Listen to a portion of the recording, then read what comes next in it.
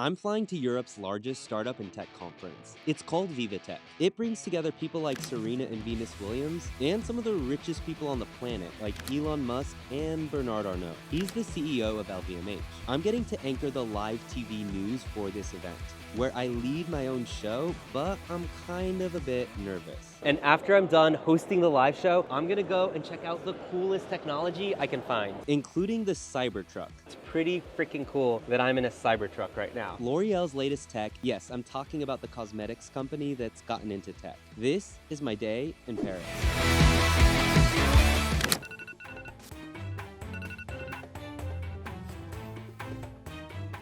So it's 6:30 a.m. and I'm walking to what's called VivaTech. This is the largest startup and tech conference in Europe. And a couple years ago, I got an email saying, hey, we want you to anchor VivaTech News. VivaTech News is basically where I get to interview CEOs and startups about what they're working on. And it's a live news program from 9 a.m. to 6 p.m. throughout the duration of the conference. VivaTech gets tens of thousands of attendees from around the world. And the official event is opening in 2 hours.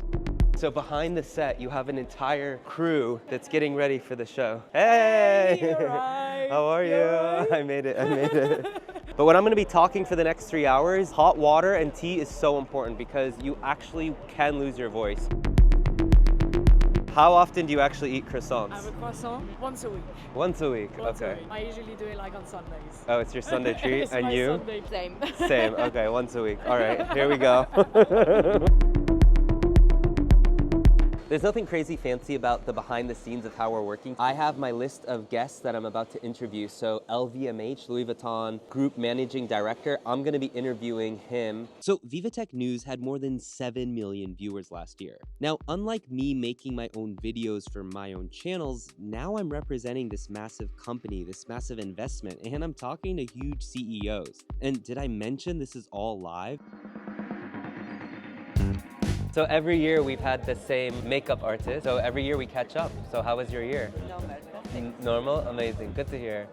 So this live broadcast is broadcast to multiple TV channels, and then it's obviously all over social media. And then every interview that I do will get cut up and posted by that company on their LinkedIn, on their corporate website, things like that. The distribution is quite big. I think the big interview I have this morning is LVMH Managing Director. It's a big deal, so I hope it goes well. Okay, merci beaucoup. Thank you, see you. So makeup is done. Now I need to get a microphone and an earpiece. Let's go. All right, so now they're giving me not just a microphone, but I think I'm gonna get 2 earpieces. One earpiece will be the director talking into my ear, saying, next we're going to this reporter, next we're going to commercial break. Then in this year, I'm gonna have the actual program. Okay, now you have to be very careful because the second you're mic'd up, everyone behind me can hear me at any time, even when I'm peeing. Like, it's a reality. You just gotta be careful like what you say, who you're talking to, and what you're doing, because for the next 3.5 hours, everything I say is being listened to. With just a few minutes before I go live, I'm definitely feeling nervous. I already feel like I'm getting dehydrated, and we haven't even started. Bonjour. Bonjour, bonjour.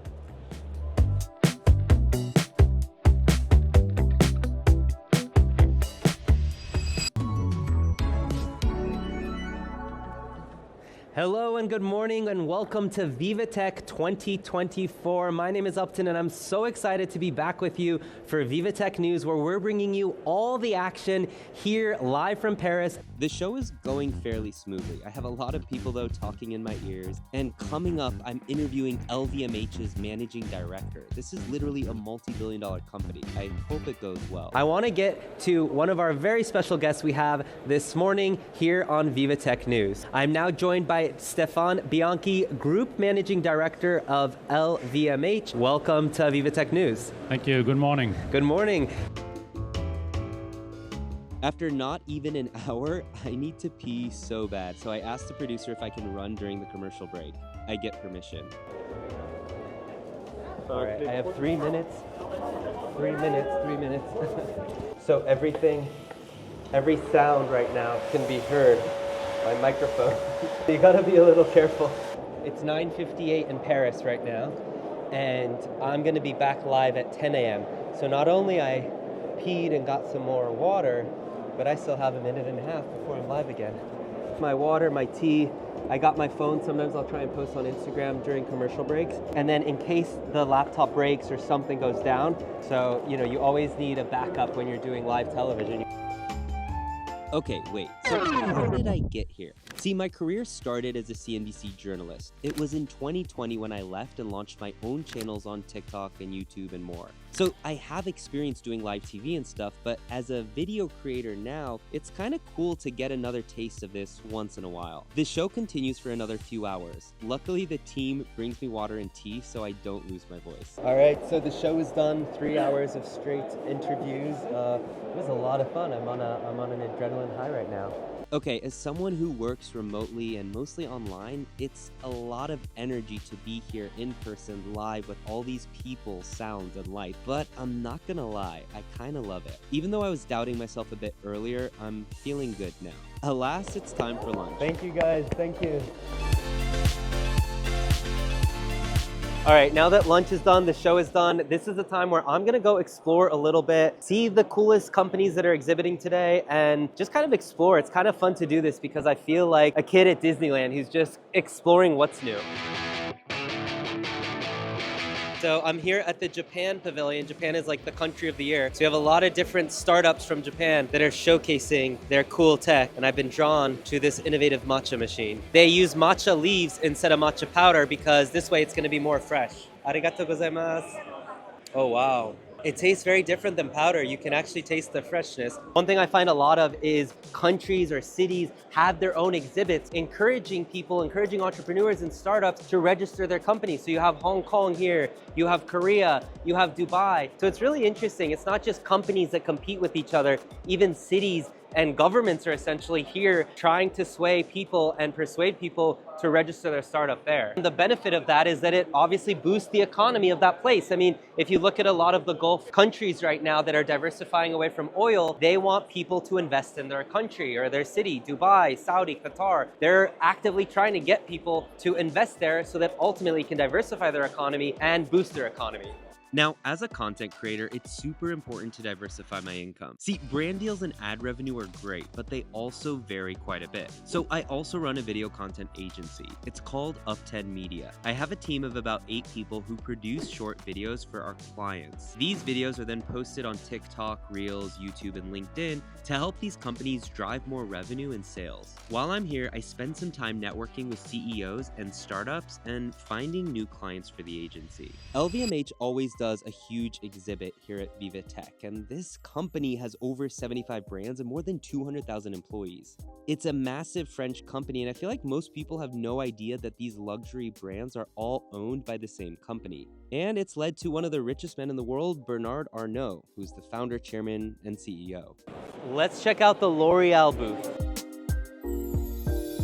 L'Oreal is showcasing a lot of different types of beauty tech, like technology that can show you where you might develop fine lines or where your skin needs some help and what kind of stuff to use. L'Oreal is actually very impressive. They're, of course, a French company, so they have to go hard at VivaTech. They're advertising not just throughout VivaTech, but throughout Paris. I saw their ads in the metro and on buses and stuff like that. Because for them and a lot of companies here, they have to showcase how they're not just selling stuff, but they're innovative. They're being very forward-thinking when it comes to AI and technology. This is how a company survives. I think we're honestly seeing like unprecedented changes in business. And if you're not like regularly ahead of the competition and even ahead of yourself, like you might not exist in 5 or 10 years. One thing that I find to be so funny, last year at VivaTech, Tesla had a small little exhibit with 2 Teslas and no one to man the booth. They just literally left 2 cars. And I thought it was so funny because it's like, what a confident car company that just drives 2 cars in, doesn't need any ambassadors to talk to you or promote it or sell it. Fast forward to this year, Tesla has a much bigger exhibit with lots of staff, a few more models, and of course the Cybertruck. And it just goes to show in business, don't get arrogant, because look at what happened the past year to Tesla's sales and to Tesla's stock. Also, you have BYD, its biggest competitor, just surging, crushing it. And now Tesla is having to invest a little bit more in marketing than it wants to. So there's a little light show going on behind me of this Cybertruck. It's a little cringe. All right, so I'm going inside the Tesla Cybertruck now. This, of course, is the pickup truck by Elon Musk, and it's all operated off of battery power. So now that I'm sitting inside, it's kind of cool. It's a bit anticlimactic, to be honest, because you see the Cybertruck, you see Kim Kardashian driving it, you see these celebrities, these crazy rich people, and now that I'm in it, I'm kind of like, oh, from here, it just looks like a Tesla.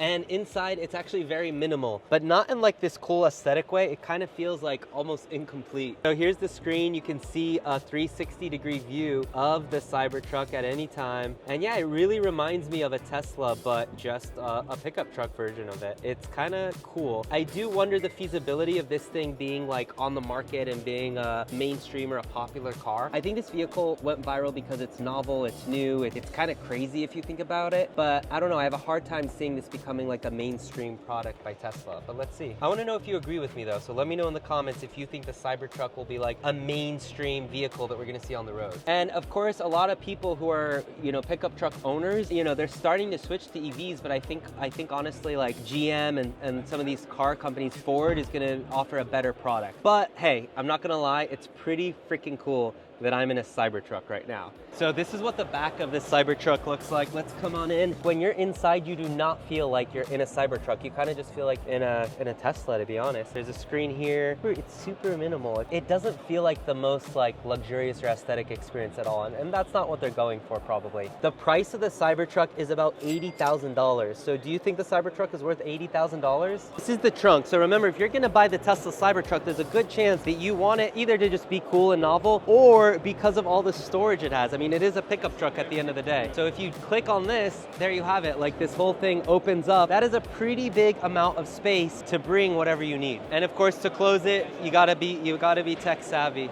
Oh, no, you can close it like a normal car or truck. And of course, this is the front where you saw that viral like finger challenge where people were sticking their finger and seeing if it was gonna close on them. I'm not gonna try it. The Cybertruck is only actually available in the US. It has not been approved to be on the roads in Europe, and that's partially because it's too big and it's too sharp if you look at the edges. And if you think about it, it kind of makes sense. Roads in general in Europe are smaller than the US. So right now they're just showing off the Cybertruck, but there are really no plans for it to actually be in the market.